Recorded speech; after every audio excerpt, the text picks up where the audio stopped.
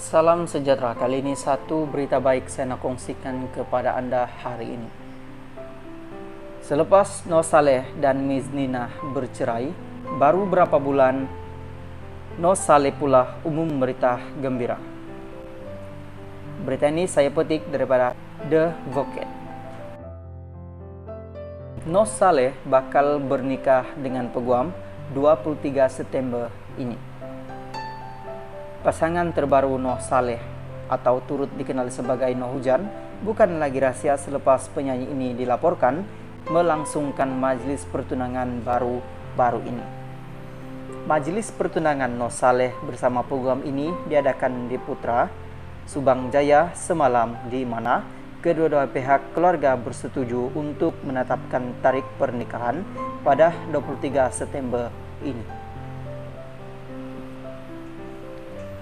Sumber terdekat yang juga kenalan ibu bapa bakal istrinya itu menyatakan ahli keluarga terdekat Noh datang dari Kuching, Sarawak, bawa bersama dulang hantaran. Kami dimaklumkan tuan rumah mengadakan majlis pertunangan anaknya, sekali dengan rumah terbuka Syawal yang dihadiri keluarga dan kenalan terdekat.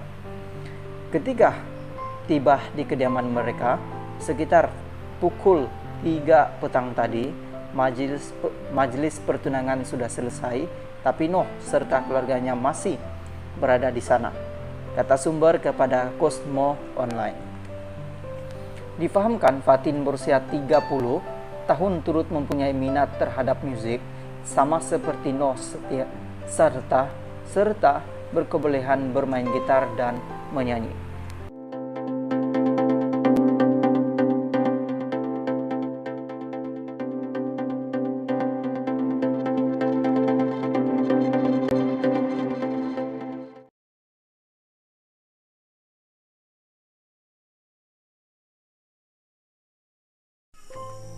Salam sejahtera, kali ini satu berita baik dan berita sedih saya nak kongsikan kepada anda hari ini.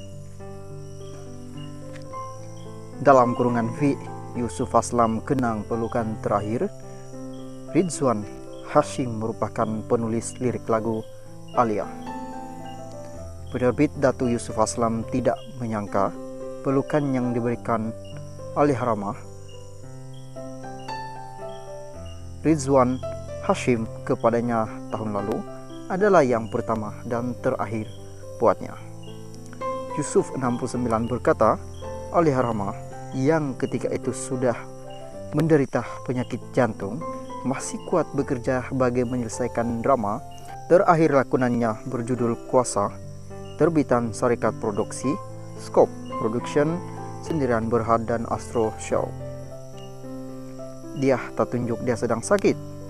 Dia peluk saya dan kata dia oke saja. Sebelum ini dia tidak pernah peluk saya. Saya tahu semangat dia kuat. Walaupun dalam keadaan sakit, dia gagakan diri meneruskan penggambaran sebab dia mahu berlakon. Jadi ketika itu saya beritahu kepada kru produksi, berikan watak sesuai dengan kemampuannya, katanya kepada Emsta. Yusuf antara rakan artis yang hadir ketika upacara penggemubian Allahyarhamah di tanah pengkuburan Islam Dusun Tua Hulu Langat, Selangor pada malam Kamis. Ridzuan atau Muhammad Ridzuan Hashim 62 meninggal dunia akibat serangan jantung pada pagi Kamis selepas rebah ketika sedang bersarapan di kediamannya di Bandar Tun Razak, Kuala Lumpur.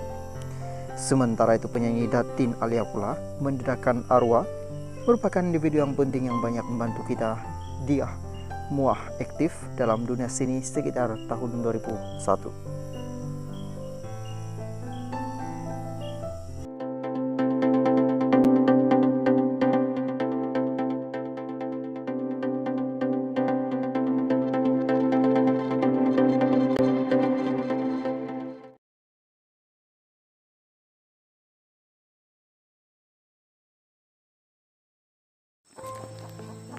Salam sejahtera, kali ini satu berita baik dan berita mengejutkan saya nak kongsikan kepada anda hari ini. Tidak tahu sedang live, rakan deda punca Dato' Hatan sekolahkan pembaca berita. Kecoh sejak beberapa hari terakhir ini apabila penyanyi berpengalaman Datuk Hatan atau nama sebenarnya Muhammad Sukri menjadi bualan mulut netizen selepas sekolahkan pembaca berita.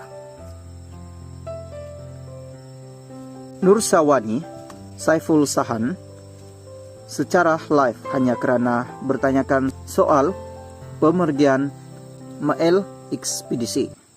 Tindakan yang dianggap biadab oleh para netizen ini sekaligus membuatkan Datuk Hatan menerima kecaman yang hebat. Malah, beliau dikatakan tidak memilih untuk mengunci akaun Instagram beliau selepas insiden tersebut. Susulan daripada insiden yang berlaku, terdapat pihak wartawan yang cuba menghubungi Datuk Hatan, namun beliau memaklumkan tidak berminat untuk mengulas tentang perkara tersebut. I am not, ulas Datuk Hatan secara ringkas sebelum memilih untuk sambung bermain golf. Mengulas mengenai tindakan yang dilakukan kepada pembaca berita, seorang rakan Hatan, Selmi Abu Bakar menerusi TikTok memaklumkan Datuk Hatan sebenarnya tidak tahu tembual tersebut dilakukan secara live di televisyen secara ditonton oleh orang ramai.